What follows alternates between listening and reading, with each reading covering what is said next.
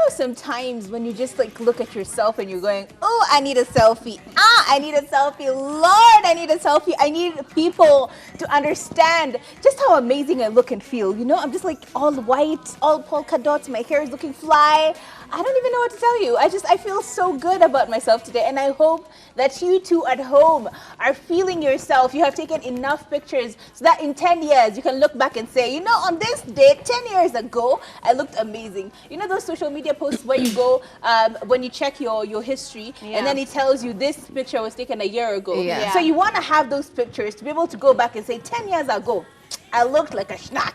And I still look like a schnack now. So let's do that. Let's make memories, not just today, but for the weekend, because it's the weekend. It is officially Friday. It is on the No Friday, and trust me when I tell you, we have some piping things happening. We have girls making confessions about relationships that were super tough for them. We have Ebru men crying about mistreatment. It's like everyone is crying, so we don't know who to listen to at this point. It's just like, You remember when there was a time, there's always a month for something. So this month, people are just committing to the fact that they've had bad commitments in the past and they're regretting them. So that's all on Hot Talk. We even have grandchildren who are crying about their money. They feel like their parents and grandparents worked so hard and they don't need to work hard now. They just want their money from their grandparents. You know, like, I don't need that. I don't need to work hard myself. Why? You worked hard. Let's eat your money, right?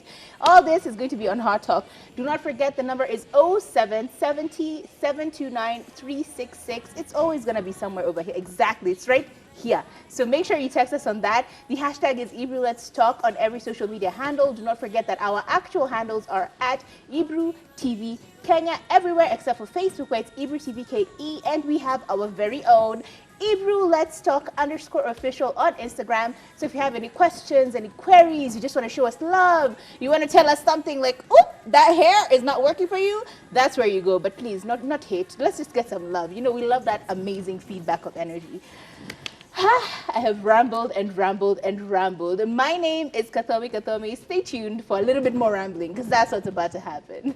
Yo, it is on the No Friday, and we are going to keep you up to date on everything that's been going on today, this whole entire week. I love the fact that as you look at this table right now, you are seeing nothing but Friday vibes currently happening. And as Kathomi was here saying, you take selfies so you can look back 10 years later. Let me tell you, every single day, as you're here busy, like, you know, dressing up and everything, just remember, when you die, that's the outfit you're going to be a ghost in. Okay? So make sure you're looking cute so that at least they're haunting people while you're looking cute and everything. And I'm so glad that Ayana Shine Collection has decided to go ahead and dress us in these amazing outfits. Kathomi showing legs over there. We have Lily looking sophisticated over here, and I'm just deciding to match with the table, but I love it completely. So thank you so much to Ayana Shine for making us look amazing. You can find her on Instagram. But I am so excited about this show today. We are talking about a topic that has been trending for a while, but it seems as if Kenyans are not ready to talk about it,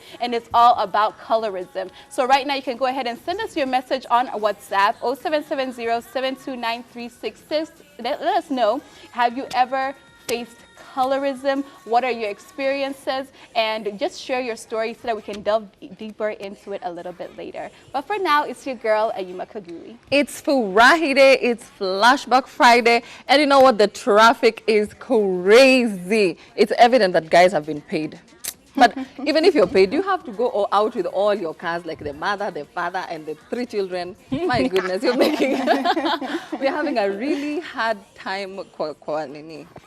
But you know what? It's Friday, and I want to tell you guys to put an end to toxic relationship. Because today we have a celebrity who has gone through it all, and it is not good at all. So make sure you know the person that you're dating so that you avoid all these things in future. But you know what? Welcome. We have so much more today on the show. My name is Lily Asigo.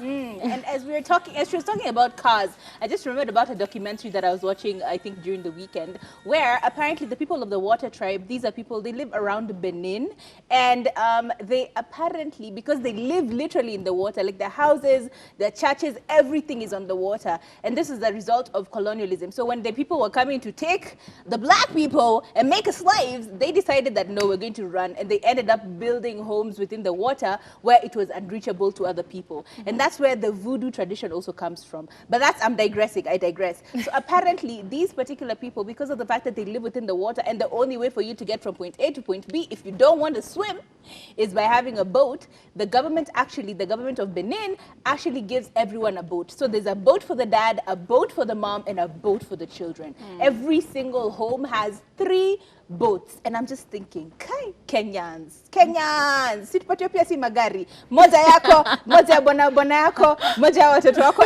Everybody has a car so that we can clog up the traffic even more now that they're building roads. I think even at least a bicycle. Even a bicycle. a bicycle, surely. Huh? You know.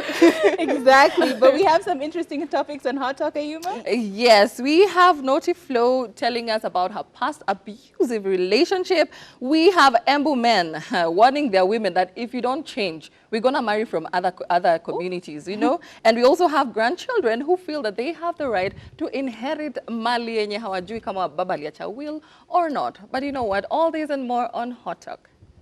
Now, if you do not know, in the world that we live in, this is Pride Month. And Pride Month is the month where people of the orientation within the LGBTQI+++ community, they come out and they show their love to their partners and stuff like that. And we still have insisted that this is illegal in Kenya. Do not forget, it is very illegal. And if you're caught, you are going straight to jail, my friend.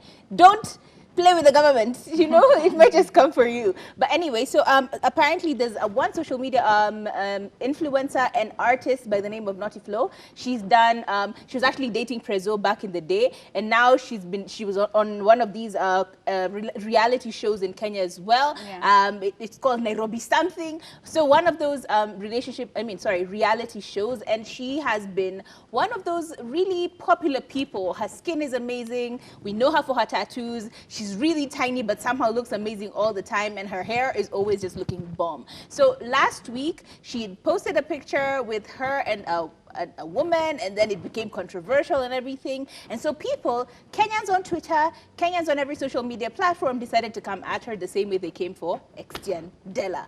But in this case, they're like, kuja tujaribu sisi, why are you running for women? Why are you not trying to get, men? We are amazing and all of this. And so she decided to show the reason why she decided to change her orientation for whatever reason was that, one, she'd been in relationships with men and she wasn't comfortable with it because apparently, according to her, she's been cheated on, she's been beaten, and even in her last relationship, she almost literally died. These are her words. She said, I almost literally died from my last relationship. So even as you're coming for me and you're telling me all these things, please know that I am making decisions because of the intent of trying to stay away from bad relationships. So she's just trying to be in a happy relationship with a partner, whoever it is, and they want to be happy, and she wants to be in a situation where she's just happy and comfortable and she's not fearing for her life. There were actually pictures on her social media showing the extremity of how bad this had been. As in, she's been beaten. You can see some of those pictures with bandages and stuff. That was her having been, beaten. You can see her back over there. She's gotten scars everywhere. There's another one that was really, really gruesome, and I honestly was really scared when I saw it because I'm just like, wow. And yeah, honestly, she clearly has gone through some stuff. And in all honesty, a toxic relationship is bad. A relationship that is toxic and has physical abuse is even worse because now you have evidence that your body will consistently remind you of, and you feel that the combination of guilt because you can't come out of that relationship, and the pain because obviously your body is harmed, and there's also the extent to which you're now uncomfortable trusting people of that. If I came at you, or if I inflicted violence on you, and this is the picture of the person you will always remember. Every time you go back to that pain, you will see my face, right? So in your head, sometimes you can go, it's that light-skinned chicks. I don't actually like light-skinned chicks. I don't like, plus-size light-skinned chicks because this is what they do. They're violent, they beat you up, they will hurt you and stuff like that. In your mind, that is what is planted. And I feel like that's probably what has happened. She has imprinted men as a source of pain and physical hurt and harm, and therefore she's kind of just trying to heal. I feel like this is a healing process. It's always good for you to try and heal. Find a way to find yourself and to heal. And I'm just happy for her to come out and say that physical abuse is a thing. And luckily, the partner or the person who'd harmed her is actually in jail. You've seen him in a cell. Yeah. So that was good. At least he was brought to justice, and that's good. Honestly, I'm just happy that she's in a happier place and a better place in her life in general. You know, some people are thinking that it's clout chasing. And I was like, come on, guys. This is not clout chasing. She's even showing us the bruises. She's showing us pictures. Mpaka kijana ako kwa jela. I mean, you cannot go that far with clout chasing. So for me, I believe her. And I am so happy that she was able to walk out of that toxic relationship because that is always the right thing to do. Even if you want to help your partner, help them come uko huko inje. Until they change, that's when you come in and continue with your relationship. And I'm happy for her. She found love, so good for you. Yeah, like I feel sorry for her because like she's on a position of power, and because she involves herself in so many trending topics, she's always like, you can see her in Nairobi Gossip Club, she's commented something, Pasho, she's commented something, she was just on Edgar Barre's stories. People feel as if that now because she's a public figure, it's okay for them to go ahead and talk badly about her. Even when she talks about her experiences and what is her, speaking her truth, then that now gives them a reason to talk badly about her. And I think you can say anything about somebody's looks or whatever, content even that they're putting out, but when they're actually talking about something as serious as physical abuse and violence, that's when I draw the line. You know what I mean? It's always good to give somebody the benefit of the doubt. I am never going to be that person who's not going to put my FBI hat on to see, oh wow, that scar that she said that she got from her boyfriend, is it really from her boyfriend? If she did it, like, I have better things to do. And it always shocks me over here on social media how people are there saying that this is a lie, this is clout, that's wrong, blah blah. I'm just like, don't you have better things to do and more important stuff to do than to sit here investigating whether somebody's claims on physical abuse are true or not? So I'm glad that she was able to talk about it. Like, you know, it's giving strength to other women who have gone through the same situation to get out of that situation. And we wish her nothing but happiness. Yeah, and the people who are saying that it is clout chasing and it is fake are people who have never gone through the same things. So God bless you. God continue protecting you so that you never have to go through what she has gone through.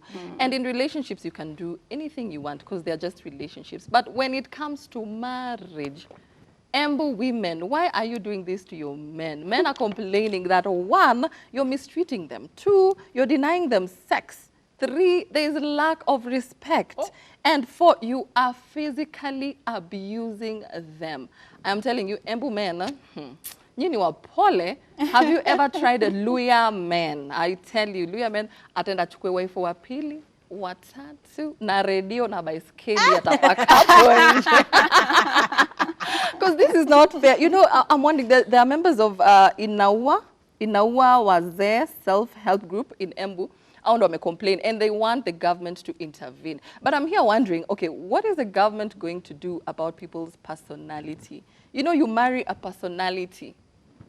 So, huyo akona hasira, akona nini. So, what is the government going to do about it? Will they like take your women and take them back to school and work on their personality, na hasira and everything else? Well, I feel like if you're in love with someone, there's a way you can talk to them. Man, there's a way you can talk to your woman. Nata kupea, atata kuku disrespect and everything else. So it's not like I'm blaming the women or the men, but I'm just saying, in a marriage setting, there's a way you can just turn things around and talk to your better half.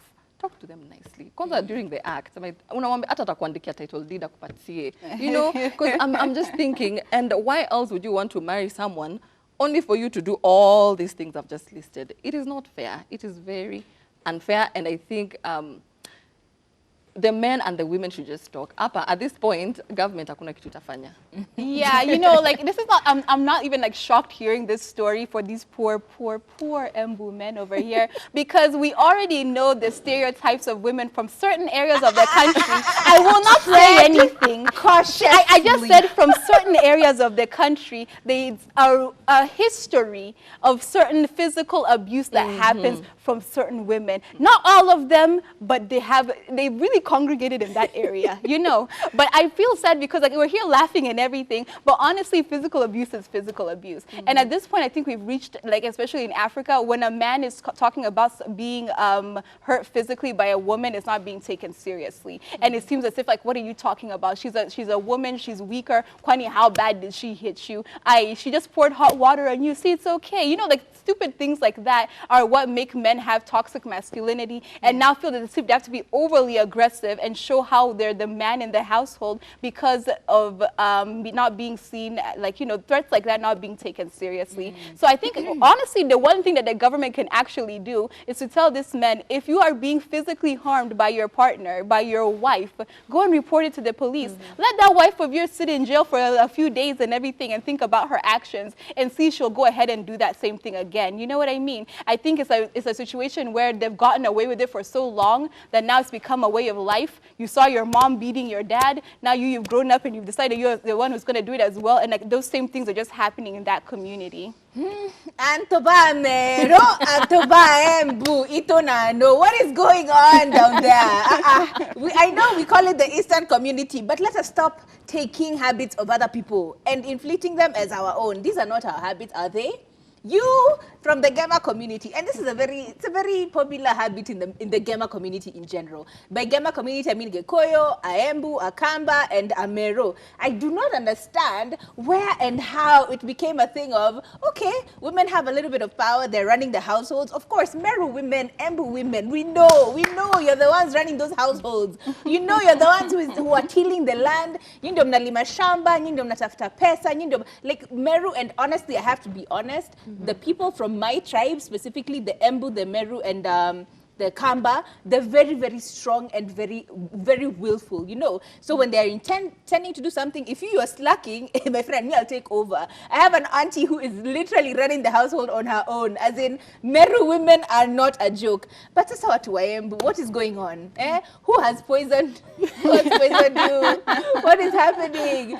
At the same time, it is very, very important for us to not play about this. As she said, physical abuse is not a very good thing. It creates trauma, creates violence, because the other person might decide to actually beat you as well, and then it becomes a very difficult conversation because you're just returning the energy that you're getting, which is also just a very toxic situation to be in. There are better ways to deal with problems, and first of all, during cheke, isn't that where I'm just getting disappointed, because that is what we do when we have problems within the households as the communities of the Eastern tribe, and any tribe to be. As Kenyans, when you have a problem with your spouse, when you have your problems with your neighbors, when you have problems with anyone in general, you come together, nyumba kumi, those you know, as I said, Njurincheka is the only one I can remember. I'm sorry, I'm not being tribal. It's just the only one I can remember right now. But all these two small communities and all these leaders come together and they have these discussions, and then you look for a way forward, not trying to make it look, downplay it. I mean, if men are coming together and they're going to the government now, it means it's become a big problem. And we seriously need to check that and make sure that it's just cut off. Let's not be violent, people. Even if you're violent, go and beat up some mahindis or something. Like, go to the shamba and do something. Spend that energy somewhere else, not on your spouse. It's not right. Imagine. Yeah. 0770-729-366 is the WhatsApp number. Let us know, especially what to our Embu men. Just because you start talking Meru over here. Embu men, please let us know. Is this the truth? Are these men just a select few? This is a whole county region thing that's happening over here. But something that is really interesting that has got me all the way shocked over here is the way that people are so entitled to things that do not belong to them. Now, there's a billionaire who goes by the name of Samuel Mburu. He is the owner of a very popular clothing store that I know so many of us have either been to at least once in our lives, especially as women, and he is approximately worth 7 billion Kenyan shillings, okay? 7 billion. And basically, he has a bunch of investments as well. It's not just the clothing store. And he also has his daughter who now helped him start the clothing store and run the clothing store, and it's literally all over the country. But now it seems as if his grandchildren are not happy that they haven't gotten a slice of that billionaire pie, okay? Because they're currently right now suing him for inheritance, accusing Samuel of not letting them be a part of the empire, the late father's empire,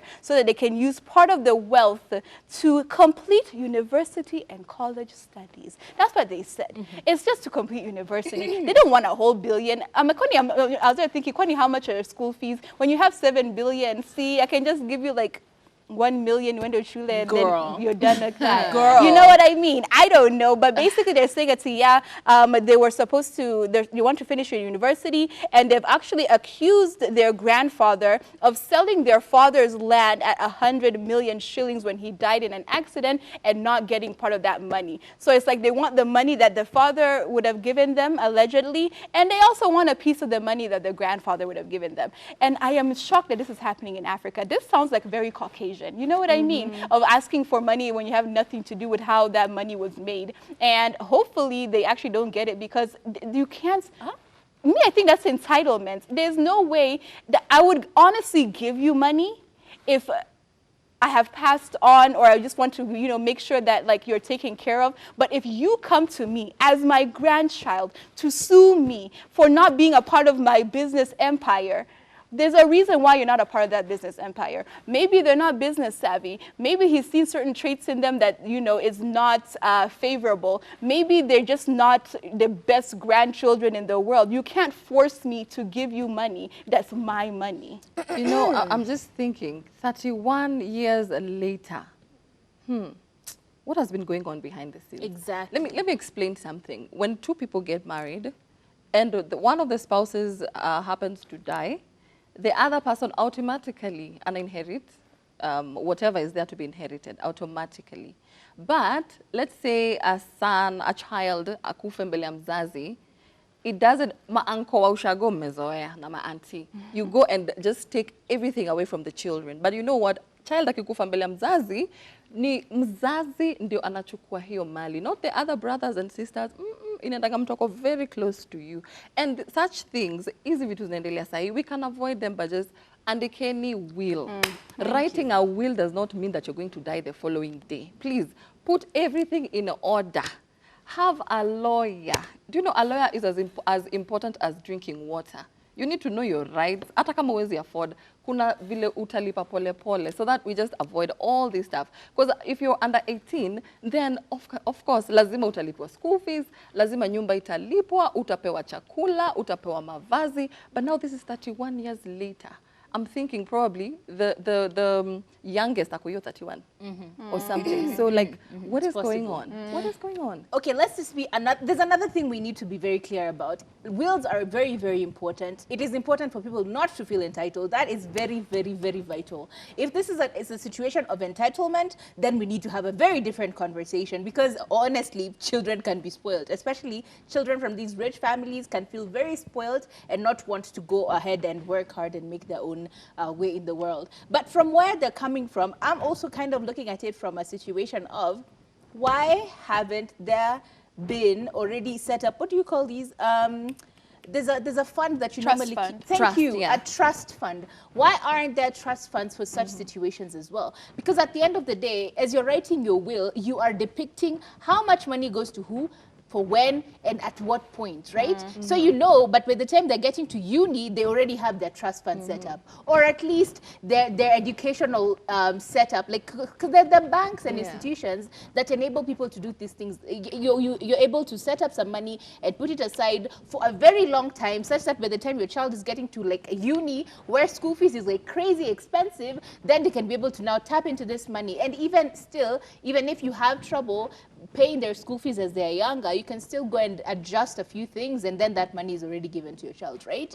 It's very unfair to come to a point where now, okay, there's a trust fund that has been set up, or forget that, there's a will that has been set up. And as you've said, uncles and aunties, tunawajua tena sana. Shamba ndio hiyo imeuzwa. Probably it's not even the granddad who sold this land, but the information that they got is, niguka aliuza hiyo shamba, you know? So I find it very unlikely when you have 7 billion. You're 7 billion and you're running for 100 million. Like, that is a very greedy thing. Like, again, if it is the situation, that's a different conversation we need to be having. But I'm looking at it from the point of, there are better ways of taking care of these things, such that we don't come to a point of such a tussle. 31 years is a very long time. At this point, the will should have already been set up. And even if it is just some money, like 7 billion is a lot of money, surely. If it's about 3, 4 children, 5 children, it doesn't matter. Even that 1 billion, in fact, even a couple of million shillings just to make sure that they've gone to school is important. Because if this is what their plight is about, they just want to go to school, this is not that expensive. School, 1 million per child can be fine, right? It's taking care of the school fees. That can be done. So let's get serious, people. Let's start being very clear and intentional about funds, especially if you're like in a position of a lot of money coming your way. Please make sure that you're breaking it down in a way that everyone understands and is very clear, because this ambiguity, never a good thing.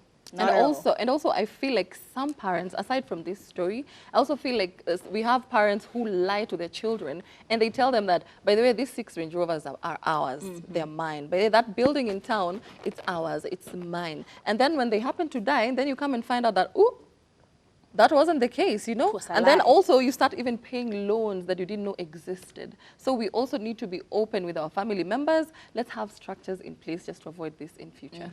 Definitely. Let me tell you, the tea was hot for Hot Talk, but for Ask the Girls, it's even hotter. Let's get right into it. Now, we have a man over here who has sent us a message, and he says, Aki Mimi, I don't know what to do. Kuna huyu dem, we moved in together, but every Friday, halali kwa nyumba. He didn't even ask us now, what do I do? What do you think?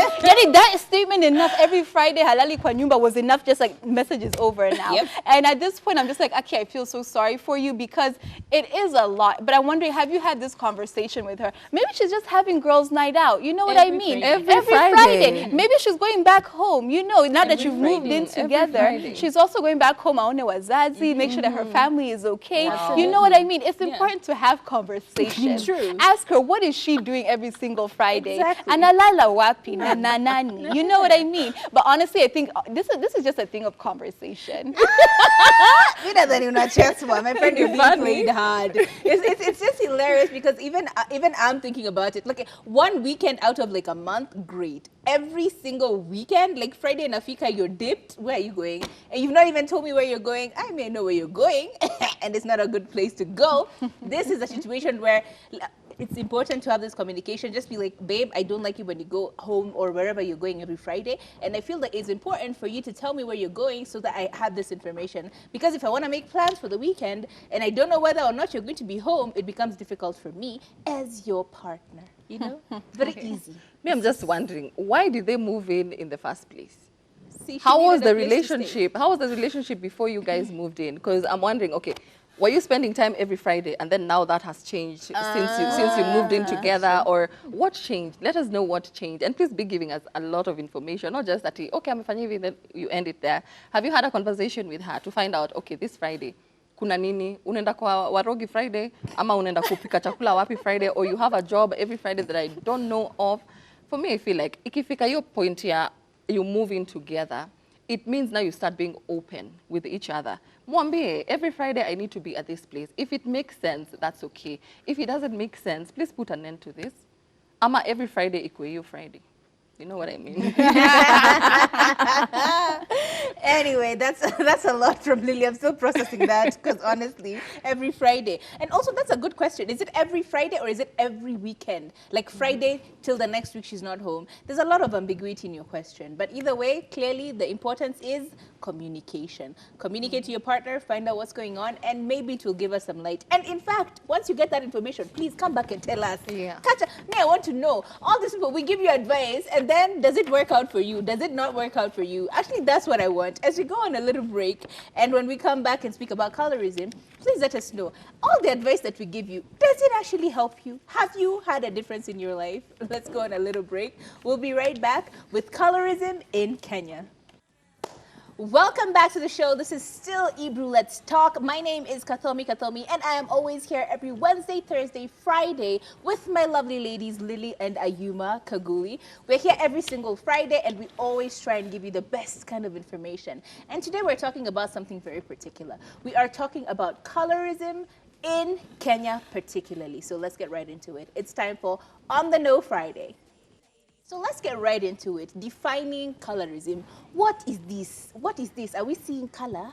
What's going on? So according to the dictionary on the internet, they say that colorism is prejudice or discrimination against individuals with dark skin tones, typically people among people of the same ethnic or racial group. So that's why we're talking about colorism in Kenya, because most of us are pretty much in the same race and ethnic groups. Like, we're all just under the cloud of Kenyan. And this has become very prevalent when it comes to the stories of Elsa Majimbo. A very big, you know, she's actually a sensation at this point. She's an internet sensation worldwide with her funny skits. And the other day she was talking about it while she was trying to explain why Kenyans haven't been supporting her. She said that part of the biggest problems with her, or part of the biggest reasons why she was not feeling very supported by Kenyans, is because of that particular thing. People discriminate her because of her color. She's not a light-skinned person. She's of the darker skin tone. But the fact of the matter is, in as much as you have lighter pigmentation, imagine we're all so black. As in, let's not use the word black. We're all Kenyan. We're all African Americans. We're all just from Africa. So we need to come to this point where we stop looking at it from a thing of, oh my God, yeah, you're lighter, so you must be bougie, or like you're rich. I don't know why people just assume people who have lighter skin have money. Me, I'm telling you, it's a big problem. I can tell you for sure, I have been judged for the wrong I've been judged and I've been put in the wrong light simply because I am a little lighter than a lot of people. And honestly, yeah, sometimes you can't see it. Even as kids growing up, you'll notice that the girl who used to be lighter skinned had, she used to have lighter skin, or was light skinned in comparison to the friends, used to have more friends. More people used to, you know, just come towards you. It's like you're a moth to the flame, you know? Yeah. And the flame is the light skinned person. And so I feel like it's probably actually a problem. What do you guys think? Yeah, I think it's definitely a problem, especially with such a highly melanated lady over here. But I think in Kenya, it's even become such a thing where it's normal. You know what I mean? Just like small little comments like, hey, rangi ya thao, whatever, you know what I mean? And say, hey, if we turn off the lights, will we even see you? Ha ha ha ha ha. What? You are black, man. And then like even exactly navy blue. Ha ha ha ha ha. You know, all of these things are like, we'll sit there and laugh and it's just become like the norm and everything. But there's the underlying, like, you know, intonation and everything, colorism that is there. And I was watching a documentary about racism, and they were saying that you don't have to sit there and be just like, oh my gosh, you black monkey, get out of here, blah, blah, blah, to be a racist. It can even just be how you treat somebody in terms of, like, you know, when somebody comes to your store and everything, and like, hi, welcome to our store, and then a black person, welcome. Like, there's the small little things over there that you might realize that you have those tendencies that are so deep within you that doesn't automatically come out. And I think that's where colorism comes into. If you automatically, like, we all have preferences in the world, you know, in terms of like even just like who would want to date or whatever, you can have whatever you want to be with. But when you can tell when there's a problem with you automatically find yourself doing favors, doing nice things for somebody because of their color, the skin of the color of their skin, you know, or automatically, like, you know, you wouldn't give somebody the same type of experience, whatever it might be, because of the color of their skin. And I think that happens a lot in Kenya, especially as in I've experienced it before, but mine is always really subtle, because I think there's like my dark skin, then my accent confuses them, you know. But if I was talking like this, I think I'd be having a much more different, you know, experience in general, because like I think it just throws them off. And also there's colorism and there's like accentism as well in Kenya, you know. So if I speak like this, it's like, oh, okay, we'll respect her. She might have gone somewhere. But then if I was just to talk like a regular everyday Kenyan and have my skin color, I could say that I don't think I would have the same positive experience. You know why this is happening? It is because inanza utotoni, whereby all the dolls in the supermarket are white. All the programs, if not 99, if not all the programs, cartoons and everything, all the characters are white. So what does it do kwa mind yetu as children? Superiority complex, yeah. Yes. And then when we grow up, now we start even worshipping people who are light. Tunaona like they are gods, and like it is crazy. As parents, we can stop this. Yeah, if you have children, make sure, okay, buy dolls. At least these days we have dark dolls. Yeah. Just buy them. Not because we hate white people, we love white people. We love everyone. There's tribalism in Kenya. Kwanza tribalism is even worse. There's tribalism and everything else. But all I'm saying is that we can change the narrative and have everyone respect everyone, regardless of their color, by doing these things. Kwanza tukiwa watoto. Right now it's hard to change these things, because if we start appreciating dark dolls, we start appreciating those programs with the dark children, we give them stuff like here on the table, you see we have a dark-skinned, very beautiful girl. If we even start employing like models who are dark-skinned, at least Lupita alitusaidia sana. If we also like in music videos, let's start including the dark-skinned chicks. Let's appreciate them, because if we don't appreciate them, this is what is going to happen. And it's cycle, itaendelea forever. Yeah. Absolutely, and this is actually a big thing. We're going to even start talking about like black people and our hair, like African people and Kenyan people and my hair. Because like I would be super insecure because my hair wasn't all curly. But let's look at Elsa Majimbo. She actually did come out and speak very clearly about this, and then we'll see from there how we can go about it. Anyway, so on that video, she was having a very candid conversation, and she was talking about the fact that people had discriminated her because of her skin tone. And this is actually a very big issue, because think about it even. A lot of people don't do like afros. How many people do you know? How many celebrities do you see on TVs and on music videos and their hair is out in an afro? But on the other hand, if your hair is all that curly, you know, that what do you call it? Biracial Shotara hair. type hair. You know, I think that's an offensive word actually. Let's go with biracial. Yes, if they have that biracial kind of type Caucasian mixed with something type hair, it's very curly. Then everyone is, you know, trying to open up the hair. Everyone's trying to get their hair texturized to look like that. Don't forget, we've also learned to have our hair permed. From the time we were children, you know, like your hair was instantly permed. You don't even know why. It's like, oh no, it's straight. It's easier to manage when it's permed. But at the same time, it can cause a lot of bad effects on your hair and all. So, do you believe generally that colorism is a problem in Kenya? Yes. Yeah.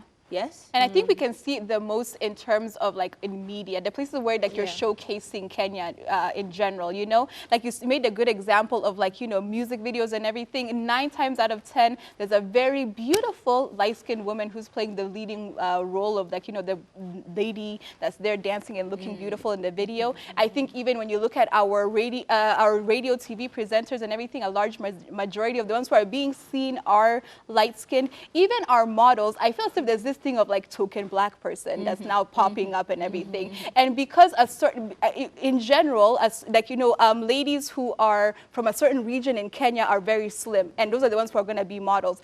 That's the only reason why I think they are chosen. And because like the whole modeling world has now decided that they really want a sprinkle of dark skinned people in the modeling world. But in general, when you think about Kenyan commercial models and everything, it's more of a general, like there's the normal skin tone and then lighter, but they don't really go too much darker, even when you look at advertisements and everything for women. But for men, it doesn't matter. For men, it's even better. It's like you want that dark, tall chocolate man, and that's seen as really attractive. True. And Yeah, I agree, it exists.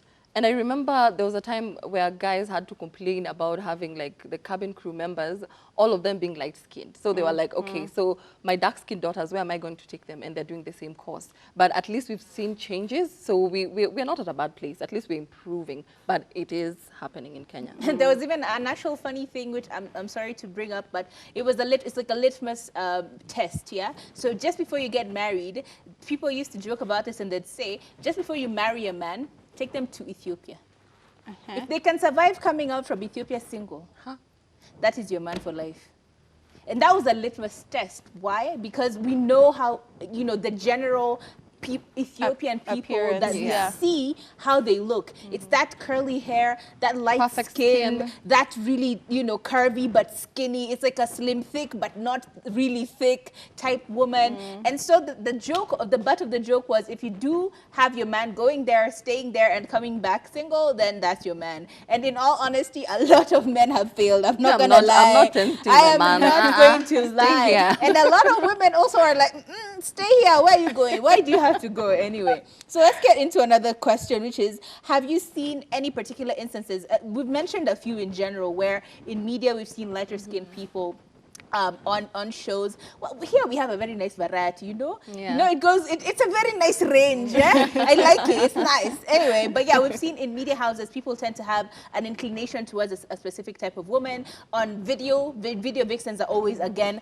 a very specific type of looking woman. You might be very slim, but you have to have a very particular skin tone, or you have to have very particular hair. You have to look a certain way for you to be acceptable as a video vixen. Or like the dark-skinned person isn't seen as sexy. You end up being like the comedian, the funny person, you know, like the best friend of the whatever person, but like they won't get like that main lead role. Yeah, even in acting, you're just an extra. Yeah, that's true. But other than that, have you seen a specific situation where colorism was an issue?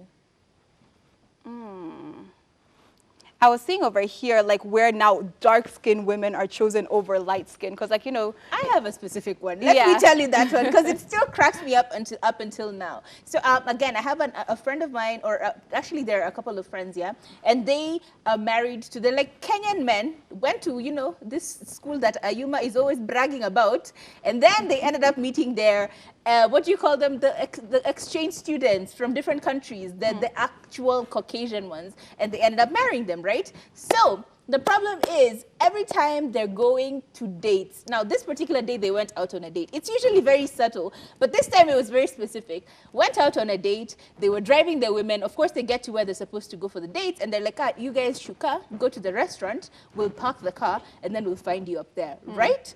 Perfect. Now, the shukisha their wives. And they're starting to drive into the parking lot. Security guard comes very fast. Hey, boss, mama. So they're like, what's happening? They're like, taxi, as in Gindani. Mmeshawa drop mneza enda. Boom! Wow. Colorism. There and there. Wow. In Kenya.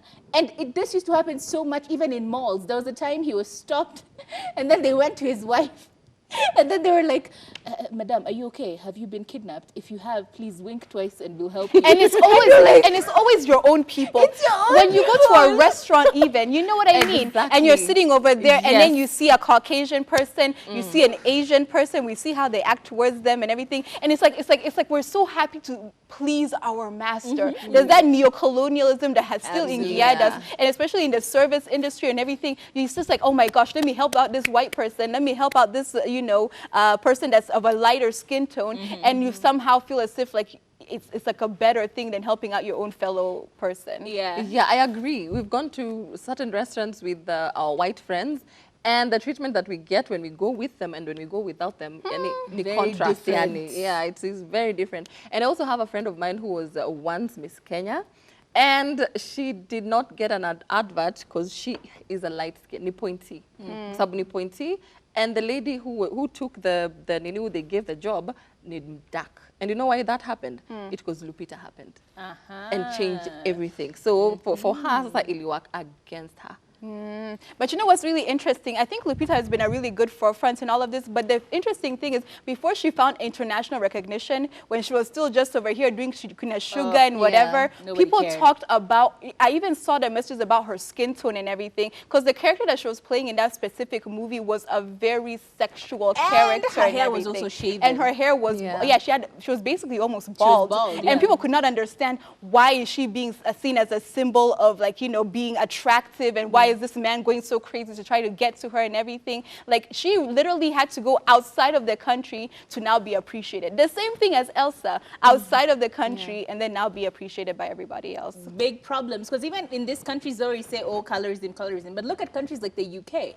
Women and actually entertainment has now gotten to a point where you can actually see a vast difference between white movies and black movies. Like, there's a very distinct difference between movie roles, and actually the African American people have now come to a point where they're trying to create their own roles, their own movies. That's why we have a series that we're all following on YouTube. You know what I'm talking about, with Chioma and her man Paul. We are all following that because it is black culture, black entertainment, and it's become a big problem. Guys like, what's the guy who started his own media company? Tyler Perry. Tyler Perry. Guys like Tyler Perry have had to break out and create their own industries, carve a niche within the industry to find their own way out of it. But the bigger problem is the men as well.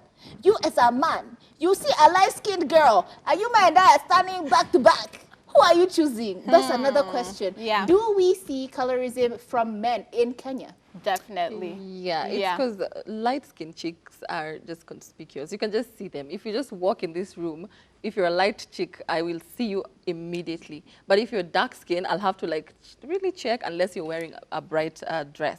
So I feel like it's not like you're so beautiful or you're all that. True. It's just that I notice you first. So I've noticed you, but then move.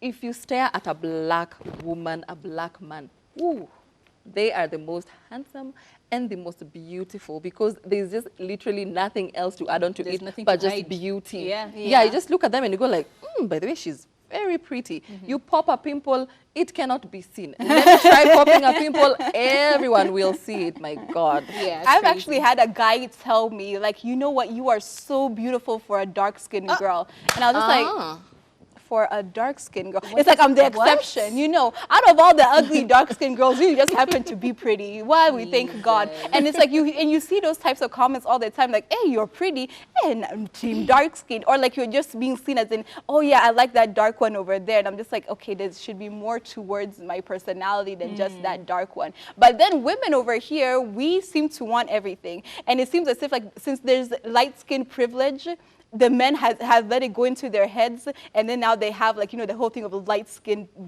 boy tendencies, who they seem to be like players and whatever. So I think now women have decided now they want the dark-skinned ones that are being ignored because I think they'll be more faithful. And that is a problem. As we come to the end of this conversation, I feel like that is the problem. We are finding a solution in the wrong strategy. You know, if a lighter skinned person did you wrong, then you go for a darker skinned person. But it's not really about the color of their skin. It's the person and their personality.